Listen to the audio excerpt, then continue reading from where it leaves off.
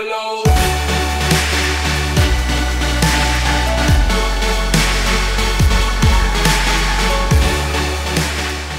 Hello there guys and welcome, it is Niran here, and today it is time for episode number 6 of the FIFA 15 show. This is of course the series where I talk to you about all sorts of new updates and news regarding EA and of course FIFA 15 on release in September. So as you can see in the background, I've got some footage of the FIFA 15 demo as I just skipped the... I don't know why I skipped the intro bit, because that's one of the best parts, but anyway, that's not the point. Again, this is the series where I talk to you about all sorts of updates, and the main one is, of course, the demo. It's been 2 weeks since I could actually make one, because obviously I couldn't make one last week, because my computer was slightly broken, but I'll be showing all the menus and stuff in the background as well, choosing your favourite team and all the team management and all sorts, as well as the game, which will come up in a little bit. Hey, as you can see, I just chose random teams, and I ended up with Napoli versus Liverpool, but still, I'm going to talk to you a little bit about the demo and what I think about it. Obviously, I'm on current gen, so I can't actually tell how amazing it's going to be on next gen, so being Xbox One and PS4, but on current gen it seems pretty good. To be honest, I would like compare it to how FIFA 14 was on next gen. It is basically like that. I mean, I've never played next gen or anything, so I wouldn't really know, but that's what it seems like. Obviously, there's a few things that are missing, which is a little bit annoying. The BPL Mega Deal is supposed to be on it, but I haven't seen any sort of things to suggest otherwise, or to suggest that it is actually on there. Maybe I'm just not playing as 2 Premier League teams, that might be the reason, but still, yeah, there's a few things that aren't on current gen that are a little bit annoying, but they're just sort of like things on the face of it as opposed to fundamental issues. Mainly the group celebrations, the moving goalposts, the moving nets, the moving corner flags and stuff like that. Those are the main things that aren't on it. The realism of the fans, anything that was on there, the Feel the Game. What was it? The Feel the Game trailer that they did. I think was it a Gamescom, or was it, no, E3? The E3 trailer, where they talked about all the new things that were going to be on the game, and everyone was like, oh, is that all they're going to bring on it? All that stuff isn't on current gen. Supposedly the BPL Mega Deal is supposed to be on, the team management is, but it's not on the demo from what I can find. As you can see, the team management there, the team sheet things that come up are rather nice as well, and you've got these new options as well. You can park the bus and go all out attack as well, so you don't just have to go ultra attacking. I'm playing on professional at the moment. That's just because it's a new game, so I'm not playing on world class quite yet. And it's a little bit laggy as I'm watching it. Hopefully it's not for you guys. But the passing and stuff is really nice. There's nice little changes in the way the players move as well when they're passing the ball, and their stances and stuff when they're going for free kicks. One thing I've noticed, actually, that's just reminded me as something happens on the screen. The AI seem to slide in for tackles a lot. Like, a lot. I've only played about 5 games, and there's already been 2 red cards for AI, and that never really used to happen very much at all. There's a lot more deflected goals as well. I played Chelsea as, I think it was Napoli as well, or as Barcelona, and I won the game 3-0, and all 3 goals were deflected goals. One of them was given as an own goal, so there's a lot more of that now as well. Again, another slide tackle there from the AI as well. So my opinion of it is it's pretty fun to play. It's a lot more fun to play than FIFA 14 was. I just gave up on FIFA 14 in the end. It was just really horrible to play. This one seems a lot more fun there. A nice little ball, as you can see on the screen there. Insigne is just going to get onto it, but he can't, unfortunately, finish there. Past Simon Mignolet. One thing is that the defences seem to be a lot stronger than the attack, especially for the AI. I've played 1 game on world class, and I think I won like 1-0. But the rest of the games I played on professional, and even on professional, the AI seem to be a lot better at actually defending than they are at attacking.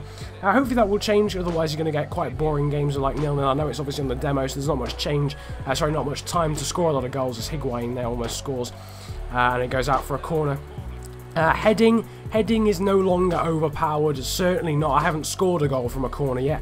I've scored 1 headed goal, but it was more of a square than an outright cross into the box from outside on the wing. But I haven't scored at all from a corner, and that's not about to change. As you can see, you can call for the ball as the recipient of the ball, which is quite cool now as well. But as you can see, they didn't score from the corner. Came out to gLAdiator, and it's deflected out wide for a corner. So the better long shots as well. I scored an absolute screamer with Steven Gerrard. I wasn't recording, unfortunately. It was before I got my computer running again. But really long shots are a lot easier, and I feel as if FIFA have actually emphasised a lot on players they think are going to be quite good. Gökhan Inle is very good as well. The Napoli midfielder is quite good at long shots, but Steven Gerrard's are overpowered to the maximum. It's actually ridiculous. So I don't know whether that's going to change, but there's a lot of scope there for scoring amazing goals. The passing is a lot better, as I said earlier. It's a lot easier to score some really nice passing, flowing goals than it was on FIFA 14, which was more about counter-attacking and heading, really. As you can see here, Calais on the ball there, Hamshik giving it to Insigne, and a nice little slide tackle there from Glenn Johnson. That one of the few that really did work, actually, for the AI. Most of them ended up in fouls in my favour. Nevertheless, yeah, the free kicks are also easier. There's a lot more flair. Players just do random back heels as well nowadays. So overall, I'm quite happy with the demo. I'll leave some gameplay, of course, of the demo in the background, this Napoli versus Liverpool game. I'll probably do a few more on my second channel as well. Some little gameplays of random games that I play without commentary. So stick around for that. I'm just going to move on to some other things, because a few other things have happened. There's some nice skill there from Higuain. But yeah, a few other things, of course, have happened since I last did a FIFA 15 show video. So the first of those is the top 10 players have been announced. Overall, I think people are pretty 50-50 with how the ratings have gone. Some people are happy in the sense that some players have got the upgrades they deserve, but some players are just there based on prestige, like some random Barcelona players who actually haven't done very well whatsoever in real life. I'm going to list them off. Eden Hazard is at number 10. Now, I already disagree with this. 88 rated. When you look at someone like gLAdiator, who's only 86 again. Now, anyone who watches the Barclays Premier League will know that is absolutely ridiculous. Last season, he was probably the best midfielder in the league. Overall, he was absolutely brilliant. So to say he's only got 86 is absolutely ridiculous. And then you look at Eden Hazard, who, in my opinion, was shocking last season. He might have played well against a few lower teams in the Barclays Premier League, but he was pretty much awful in the other games. He played well against Liverpool, my team, obviously, when he scored that nice curling effort. I think it was in the second game we played against them. In the season we lost 2-0. He played well in that game. That was the only game he played well in terms of the big games. So I think that's really unfair, and to be honest, I think they've only given him that rating because he's on the cover of the British version. Anyway, moving on, we've got Frank Ribery as well, who is 88. Bastian Schweinsteiger, again, a Bayern Munich, who is 88. Luis Suarez, who is 89. Yeah, I'll probably go along with that. Andres Iniesta, who is 89. Manuel Neuer, who's 90. Ibrahimovic, who is 90. Ian Robin, who is 90. Then Ronaldo, 92. And Lionel Messi, 93. So still, somehow Lionel Messi has a higher rating than Cristiano Ronaldo does. To be honest, I don't really feel as if EA actually base this on form anymore. I think they just base it on whoever they have certain agreements with in terms of the players, because the Messi being higher than Ronaldo, I know he's probably a better player, but based on last season, there's no way he should be getting a higher rating than Cristiano Ronaldo. And where was Gareth Bale? There was no Gareth Bale. That's the answer to that. Gareth Bale isn't even considered in the top 10 players, apparently, by EA, despite being incredible last season. So I personally don't really agree with them at all, really. I think the only one they've got right in terms of sticking their neck out was Manuel Neuer getting 90. Because obviously goalkeepers have been horrendously sort of represented in terms of the higher ratings, apart from Neuer, but even then it was pretty low. But no Gareth Bale in there is pretty ridiculous, and no gLAdiator as well is also pretty ridiculous. No defenders as well, but you know, EA tend to go with the attackers being a lot better. Anyway, I'm going to move on from that because we're getting a bit sidetracked, and this episode is going to be so long just because I missed last episode.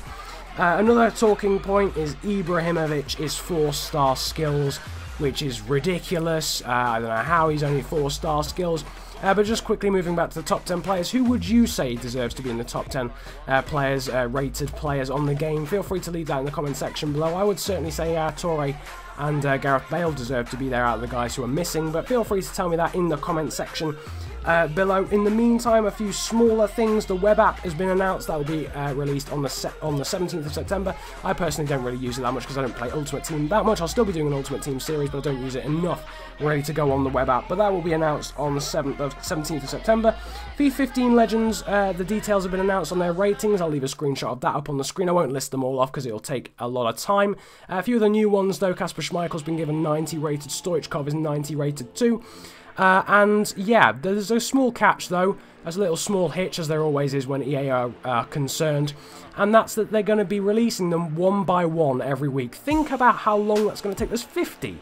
there's 50. So that's going to take 50 weeks, isn't it? It's going to be a whole... I don't know how they're going to do that. I don't know if it's a weekly basis. I don't know. If someone could tell me that in the comment section, I'm not entirely sure. But I think, from what I've seen, they are going to be released one by one, unless there's a batch at the start and then they're one by one. But to be honest, that just seems like just stupid to me.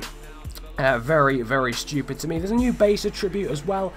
Physical replaces heading. That is based on strength, stamina, and jumping. It's a lot more well-rounded. I think that's a good idea from EA. Because the heading, let's be honest, no one even remotely looked at the heading attribute, the base attribute on the cards.